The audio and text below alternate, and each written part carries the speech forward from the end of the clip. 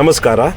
ಕರ್ನಾಟಕ ಸರ್ಕಾರ ಶಾಲಾ ಶಿಕ್ಷಣ ಇಲಾಖೆ ಪದವಿ ಪೂರ್ವ ಬಾಲಕಿಯರ ಸರ್ಕಾರಿ ಪದವಿ ಪೂರ್ವ ಕಾಲೇಜು ಕಲ್ಲುಕಟ್ಟಡ ಮಂಡ್ಯ 2025-26 ಸಾಲಿನ ಸಾಂಸ್ಕೃತಿಕ ಕ್ರೀಡಾ ಹಾಗೂ ವಿವಿಧ ಚಟುವಟಿಕೆಗಳ ಸಮಾರೋಪ ಸಮಾರಂಭವನ್ನು ಕುವೆಂಪು ರಂಗ ಮಂಟಪ ಕಾಲೇಜು ಆವರಣದಲ್ಲಿ ಇಂದು ಏರ್ಪಡಿಸಲಾಗಿತ್ತು.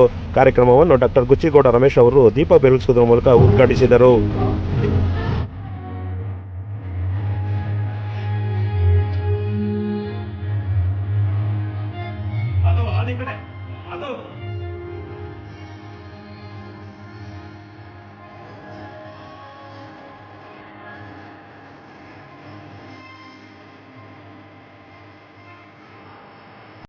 ಚಿನ್ನದ ಪದಕ ಹಾಗೂ ತೌಲನಿಕ ಸಾಹಿತ್ಯದಲ್ಲಿ ಎಚ್.ಎಂ. ಶಂಕರನಾರಾಯಣ ರಾವ್ ನಗದು ಬಹುಮಾನದೊಡನೆ ರ್ಯಾಂಕ್ ಪಡೆದರು.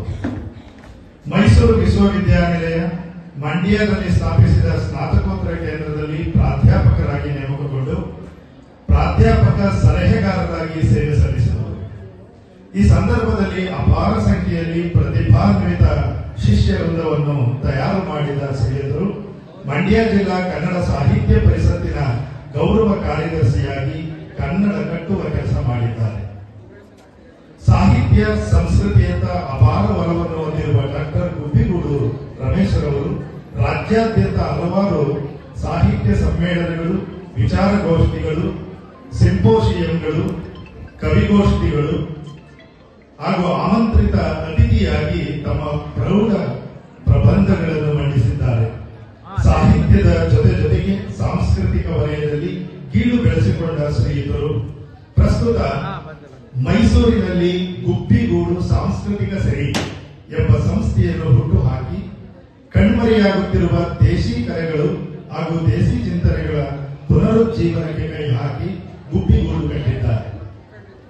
ಗುಬ್ಬಿಗೂಡು ಬೇಂದ್ರೆ ಹಾಡು, ಕುವೆಂಪು ಗೀತೆ ಸಂಗೀತ, ಹಳೆಬೇರು, ಹೊಸತೇರು, ಕನ್ನಡ ಸಾಹಿತ್ಯ, ಸಿನಿಮಾ, ಲಾಲಿತ್ಯ ಹೀಗೆ ಹೊಸ ಪರಿಕಲ್ಪನೆಯ ಕಾರ್ಯಕ್ರಮಗಳನ್ನು ರೂಪಿಸಿ ಗುಬ್ಬಿಗೂಡನ್ನು ಕಲೆ ಮತ್ತು ಕನ್ನಡ ಸಂಸ್ಕೃತಿಯ ವಲಯದಲ್ಲಿ ಕರ್ನಾಟಕದಾದ್ಯಂತ ಮನೆ ಮಾತಾಗಿಸಿದ್ದಾರೆ. 2005ರಲ್ಲಿ ಎಲ್ಲರೂ ಕೇಳಿಸ್ಕೋಬೇಕು. 2005ರಲ್ಲಿ ಯೋಜನಾ ಸೇವಾ ವಿಭಾಗದ ಚೇತನಶ್ರೀ ಪ್ರಶಸ್ತಿ ಪಡೆದ ಇವರು ಸರಯೂ ನದಿಯಲ್ಲಿ ಒಂದು ಸಂಜೆ ಕನ್ನಡ ಸಾಹಿತ್ಯ ಲೋಕದಲ್ಲಿ ಓದುಗರ ಗಮನ ಸೆಳೆಯುವ ಕವನ ಸಂಕಲನವಾಗಿ ಹೊರಹೊಮ್ಮಿದೆ. ಹೆಣ್ಮಕ್ಳು ಕಾಲೇಜು, ನೀವೆಲ್ಲರೂ ಕೂಡ ಬಹಳ ಸಂಭ್ರಮದಿಂದ ಬಂದಿದ್ದೀರಿ. ಬಹುಶಃ ಭಾಷಣ ಕೇಳಕ್ಕಂತೂ ಅಲ್ಲ ಅಂತ ನಮ್ಗೆ ಚೆನ್ನಾಗಿ ಗೊತ್ತಿದೆ. ಆಯ್ತಾ, ನಿಮ್ಮ ಹಾಡು, ನೃತ್ಯ, ನಿಮ್ಮ ಪ್ರತಿಭೆಯನ್ನು ಪ್ರದರ್ಶನ ಮಾಡೋದಕ್ಕೆ ಬಂದಿದ್ದೀರಿ. ಆದ್ರೆ ಎಲ್ಲ ಶಾಲೆ ಮತ್ತು ಕಾಲೇಜಿನ ಉಪನ್ಯಾಸಕರು ಇದನ್ನೇ ಬಳಸಿಕೊಂಡು ನಿಮ್ಮ ಈ ಸೆಲೆಬ್ರೇಷನ್ ಮಧ್ಯದಲ್ಲಿ, ಹಬ್ಬದ ಮಧ್ಯದಲ್ಲಿ ನಮ್ಮಂತರೊಬ್ಬರನ್ನು ಕರ್ಕೊಂಡ್ಬಂದು ನಾವು ಭಾಷಣ ಮಾಡಿಸ್ತಾರೆ. ಆಯ್ತಾ, ಆದ್ರೆ ಭಾಷಣ ಮಾಡುವ ನೆಪದಲ್ಲಿ ಯಾರೋ 4 ಜನ ಎಲ್ಲರೂ ಕೂಡ ನೀವು ಹಾಡು ಹೇಳಲ್ಲ, ಎಲ್ಲರೂ ಡ್ಯಾನ್ಸ್ ಮಾಡಲ್ಲ, ಎಲ್ಲರೂ ಮಾತಾಡಲ್ಲ. ಇದು ಯಾವುದೇ ಹಿಂದೆ ಇರುವಂತ ಯಾವ ಒಬ್ಬ ಫಸ್ಟ್ ರ್ಯಾಂಕ್ ರಾಜು ನಿಮ್ಮ ಗುಂಪಿನಲ್ಲಿ ಅಥವಾ ಫಸ್ಟ್ ರ್ಯಾಂಕ್ ರಾಣಿ ನಿಮ್ಮ ಗ್ರೂಪಲ್ಲಿ ಯಾರೊಬ್ಬರು ಇರ್ತಾರೆ. ಕರೆಕ್ಟಾ? ಅವರು ಬರೀ ಪುಸ್ತಕ ಓದೋದು, ನೋಟ್ಸ್ ಬರ್ಕೊಳ್ಳೋದು ಇದನ್ನೇ ಇರ್ತಾರೆ. ಅವ್ರು 4 ಜನ ಏನ್ ಮಾಡ್ತಾರೆ, ಈ ತರದ ಭಾಷಣಕಾರರ ಭಾಷಣಗಳನ್ನ ಕೇಳಿ ಒಳಗೊಳಗಡೆ ಇನ್ಸ್ಪೈರ್ ಆಗ್ತಾ ಇರ್ತಾರೆ. ಒಳಗಡೆ ಇನ್ಸ್ಪಿರೇಷನ್ ಇದ್ರೆ ಮಾತ್ರ ನೀವೇನಾದ್ರೂ ಆಗೋದಕ್ಕೆ ಸಾಧ್ಯ. ಇಲ್ಲ ಅಂತ ಹೇಳಿದ್ರೆ ಇವತ್ತಿನ ರಿಯಾಲಿಟಿ ಶೋಗಳಲ್ಲಿ ಭಾಗವಹಿಸುವ ಮಕ್ಕಳ ತರ ಆಗ್ಬಿಡುತ್ತೆ. ರಿಯಾಲಿಟಿ ಶೋನಲ್ಲಿ ಭಾಗವಹಿಸಿದಂತ ಮಕ್ಕಳು ಯಾವುದೋ ಒಂದು ಹಂತಕ್ಕೆ ಬಂದು ನಿಂತೋಗ್ಬಿಡ್ತಾರೆ ಅಷ್ಟೇ.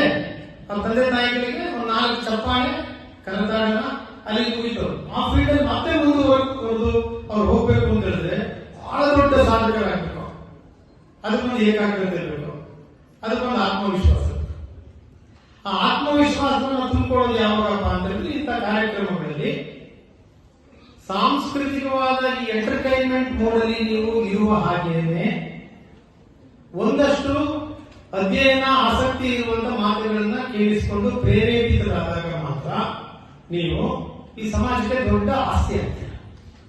ಸಮಾಜಕ್ಕೆ ದೊಡ್ಡ ಆಸ್ತಿ ಆಗೋದು ಅಂತ ಹೇಳಿದ್ರೆ ಏನು ಸರ್?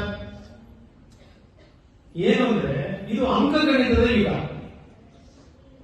ಅಂಕಗಣಿತ ನಮ್ಮ ಡೆಪ್ಯೂಟಿ ಡೈರೆಕ್ಟರ್ ಕೇಳಿದ್ರೆ, ನಮ್ಮ ಡೈರೆಕ್ಟರ್ ಕೇಳಿದ್ರೆ, ಕಮಿಷನರ್ ಕೇಳಿದ್ರೆ ಶಾಲಾ ಶಿಕ್ಷಣ ಇಲಾಖೆ ನಮ್ಮ ಪೊಟೆನ್ಶಿಯಾಲಿಟಿಯನ್ನ ಯಾವ ಇಂಡೆಕ್ಸ್ ಅಲ್ಲಿ ನಾವು ಸರ್ಕಾರ ಕೊಡ್ತೀವಿ, ಸಮಾಜ ಕೊಡ್ತೀವಿ ಅಂತ ಹೇಳಿದ್ರೆ ಈ ಬಾರಿ ನಮ್ಮ ಜಿಲ್ಲೆ ಇಷ್ಟನೇ ಸ್ಥಾನದಲ್ಲಿ ಫಲಿತಾಂಶದಲ್ಲಿ ಮುಂದಿದೆ, ನಮ್ಮ ಕಾಲೇಜು ಇಷ್ಟು ಪರ್ಸೆಂಟೇಜ್ ತಗೊಂಡು ಮುಂದಿದೆ ಅಂತ ಹೇಳ್ತೀವಿ.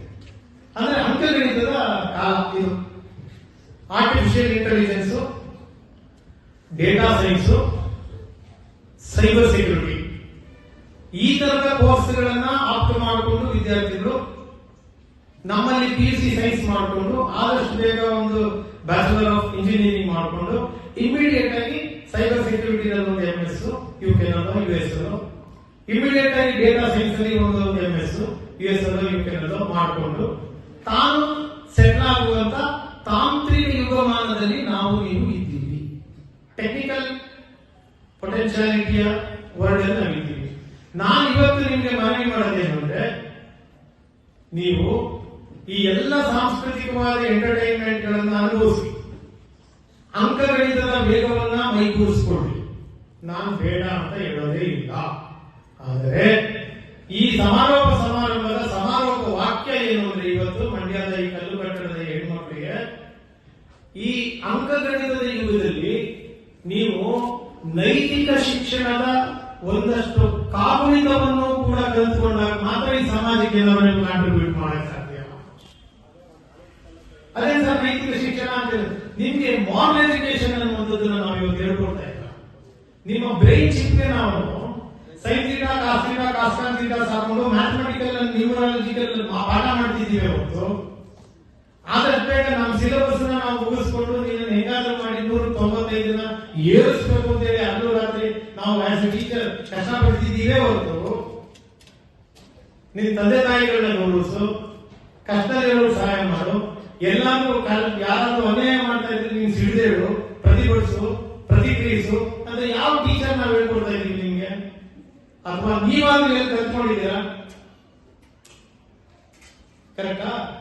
ಸಬ್ಸ್ಕ್ರೈಬ್ ಬಟನ್ ಮೇಲೆ ಕ್ಲಿಕ್ ಮಾಡಿ ಹಾಗೂ ನಮ್ಮ ಹೊಸ ವಿಡಿಯೋಸ್ ಅಪ್ಲೋಡ್ಗೋಸ್ಕರ ಪಕ್ಕದಲ್ಲಿ ಕಾಣುವ ಬೆಲ್ ಬಟನ್ ನಮ್ಮೆಲ್ಲ ವಿಡಿಯೋಗಳನ್ನ ಲೈಕ್ ಮಾಡಿ, ಶೇರ್ ಮಾಡಿ ಹಾಗೂ ಕಮೆಂಟ್ ಮಾಡಿ.